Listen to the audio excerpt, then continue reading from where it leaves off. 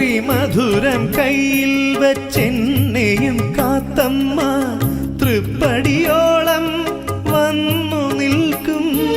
ശ്രീമധുരം കയ്യിൽ വെച്ചെന്നെയും കാത്തമ്മ തൃപ്പടിയോളം വന്നു നിൽക്കും.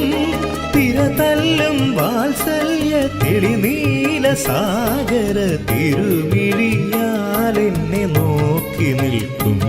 എനിക്കൊരു പിടി കുങ്കുമം മാറ്റിവയ്ക്കും.